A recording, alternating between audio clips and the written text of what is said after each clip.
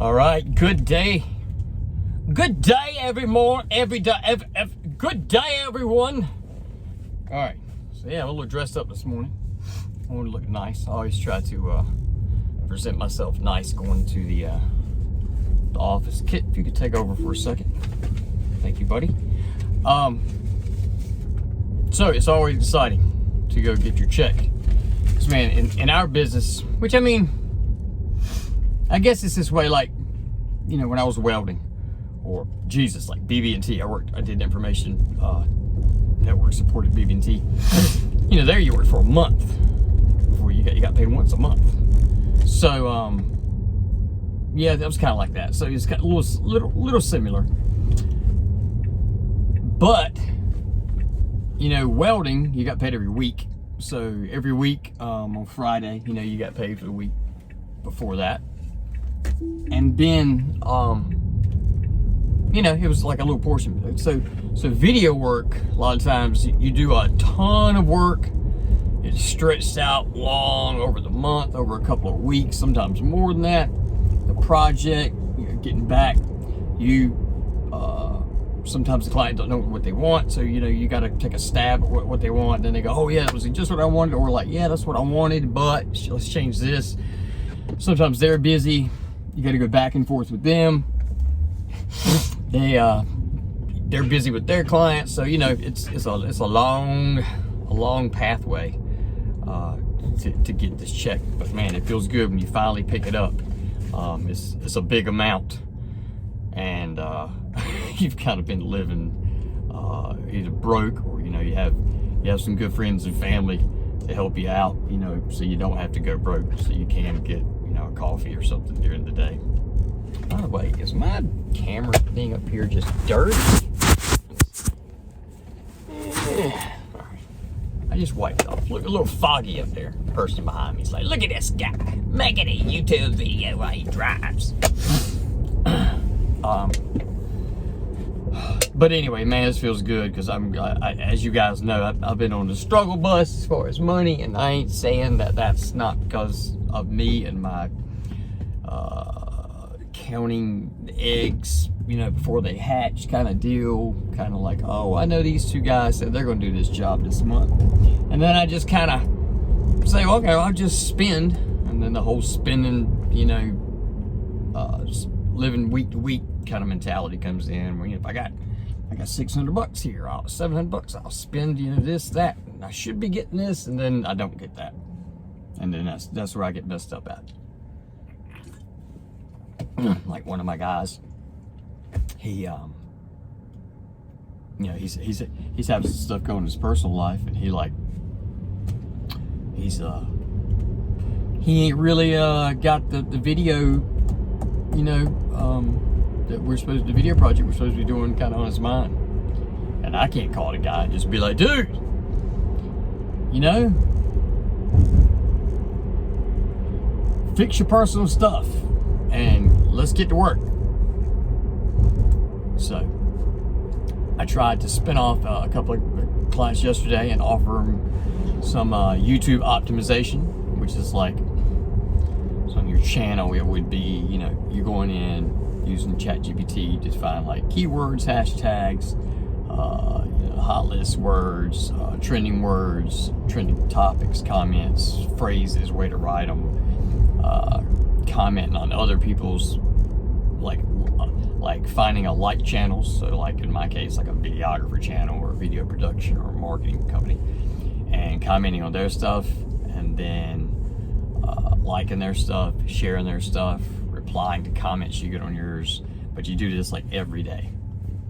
And it's kind of one of those things where you kind of hold your foot on the throttle, where you, like, you know, the more and the faster and more consistently you do that, then the more consistently and fast your channel's going to grow, or you'll get more views or something like that. But I don't know. I got to do some other things. I spoke with, you know, Philip last night. Philip Benz. I don't know if I mentioned that earlier, but he is a master videographer in Greenville, North Carolina. Kind of the wedding guy. Everybody knows him at. But he's not just a wedding guy. And I think he's trying to transition more out of that. And I don't think that's a secret, or I'm telling any of his secrets. But he's transitioned over to, you know, content creation for businesses. And I've always kind of charged by, you know, listen to the client, see what they want. And then sometimes I feel like a lot of times when I get in that meeting, the questioning to them seems to me, it seems like it may be annoying to them. You know, where I'm asking, like, well, what's your goals? And like, how much time do you want to put in this? How much do you want to be involved? Do you want to be hands-on? Do you want to be making videos with me? Do you want to have ideas on the content? Do you want to help create the content? Or do you want to just hand all that over to me? And, you know, you get different answers. But he came up with this, you know, I don't think he came up with it, but he decided to use for himself, kind of like a tier packaging where he does it by hours, so you can get like a 5-hour package, and then you get him for 5 hours every month, and he doesn't make you tie into a long contract like 12 months or whatever, but you can take off, you know, like pause, kind of like Audible, if you ever done that, or Amazon Prime. You can pause it, come back, so you have that option every month. But, you know, he was telling me he had a good number of clients, makes a really good amount of money. If I can make half of what he makes, I would be more than fine. But I got to get there. He is genius at talking to clients. When I say genius talking to clients, he's a people person. He's got that skill of talking to people. Now, I also have a skill of talking to people. I also have this weirdness about me where I'm trying to sell people. No matter, even if I'm trying to sell them something that I know is a 100% what I say it is, and it is good and all of that, I feel like I'm scamming, like a car salesman. I'm pitching. I'll often find myself in like texting if I'm doing wording, you know, I'm like apologizing. Like, man, I don't mean to be pitching you. But that's what you do, man. I got to get through that roadblock of sales is bad, or salesman is bad, so I can, you know, learn how to sell. Because my services do what they say. My services are good. They do, you know, like I have a functioning service that does what it's supposed to do, and I do it right. And, you know, most of my clients are happy. I say most. I mean, I guess everybody. I don't know. Everybody. A lot of my clients though are not that. They don't really have the budget. Like a lot of my clients, like coming over from, say, like my audience on Facebook and stuff like that was all kind of geared towards, you know, Diggerfoot, the band, crowd stuff. So they're like, you know. They're not business owners, in other words. They're not CEOs of companies. So I had to transition over on Facebook from that crowd. So there are times and some days I do get clients that run in, and, you know, more than a little, they don't have, you know, the money, or they want to, you know, only get $200 for a video. They don't really know what it's about. So I try to explain to them that it goes deeper, and, you know, getting into marketing, being consistent, stuff like that. But it's kind of hard to explain to them sometimes. Yeah. So I'm gonna try. I'm gonna try not to just directly lift it and steal from Philip, but you know, he offered. He said, you know, take mine. So I'm going to look over his, kind of modify it a tad so it'll be different, and maybe try to start looking at, you know, charging clients this way and see how that goes. Because, you know, even though I make good money, even though I'm, you know, it comes out, I have stressful like days or weeks, and then, you know, most of the time it works out, you know, where it's okay. But the worry, and the constant wonder of like, where's my next check gonna come from? When I finish this job and it ends and it gets, you know, I get $2,000, that's good for the next week. But next week, where's that job gonna come from? And I don't have any, you know, But if I had somebody on a retainer where I knew, like, oh, well, you know, I got this business, this business, this business, this business, and this person who are, you know, on retainers. So that's 8 people at this amount. So man, I really like that. That was if you see this Benz, that was a good idea, man. I mean, I know you're not claiming you came up with it, but it was a good idea to choose that, because I would have never chosen that. So good pickings on that. God, I want a Starbucks coffee, but my wife would kill me if I go to Target and get one without her. So here is where a lot of people say, "Low, you know, I got problems with people cheating and all this stuff." I don't have problems with people cheating. My problem is stuff like this right here, where I want a quick coffee right quick. If I get one and I don't get her one, or excuse me, yeah, if I get one and I wouldn't get her one simply because it wouldn't be right when it got to her. Her whipped cream would be melted. It wouldn't be hot or whatever. But if I didn't get her one and just got one, she'd be so mad because I didn't wait to get one from her, you know, with her.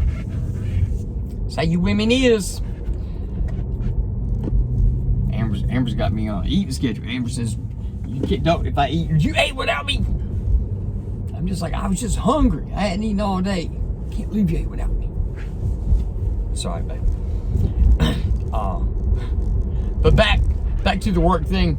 So I just picked up the check. I gotta go put this in the bank. Man, this feels good, because I've been some kind of low on funds. How about that?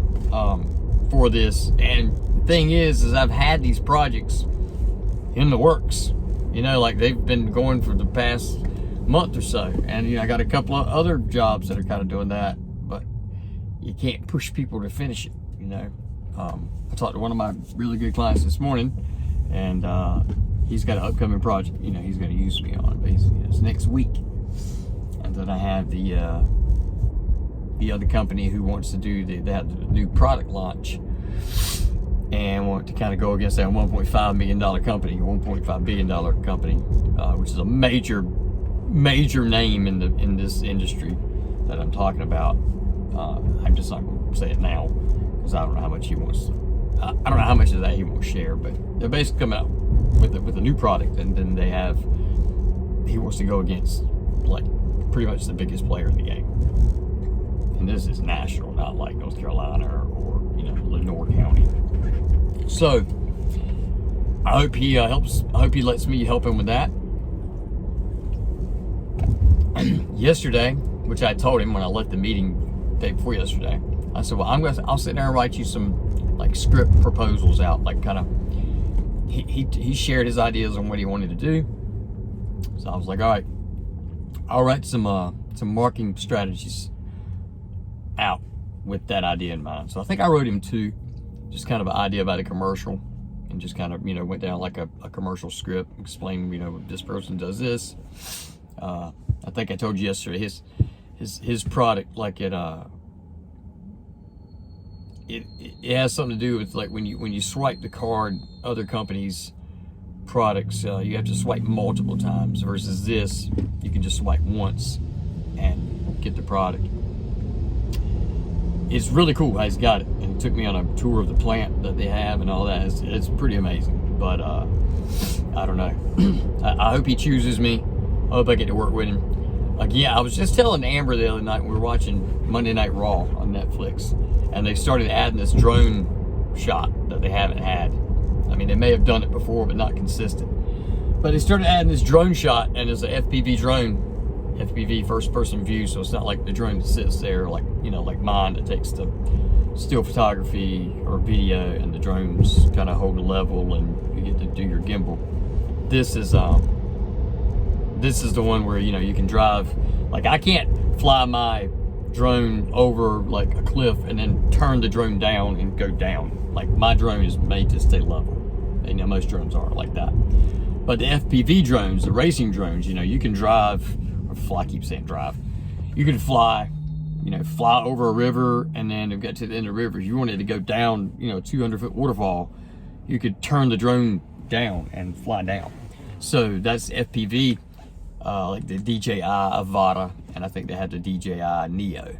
But you see little people fly with goggles, and if you ever like see, there's one cool video. Do yourself a favor on YouTube when you get done watching this. Go out and just put like FPV drone train, video. It's a guy who did FPV on a moving train. So the train's going down the track. He's standing back somewhere, and he flies this FPV drone, and he goes under the train. He goes around it, through the carts, between the carts. It is unreal. This pilot is a badass. He is awesome, whoever it is. But, what time is it? 10:45. But I noticed, I told Amber, I said, man, that is what's going to be the new thing. And then that guy the other day asked for it. So it looks like I'm going to have to invest in that and maybe give me an FPV drone. So we'll see though. But I got to get out of here, folks. I got some business to take care of. Y'all have a good day. Peace.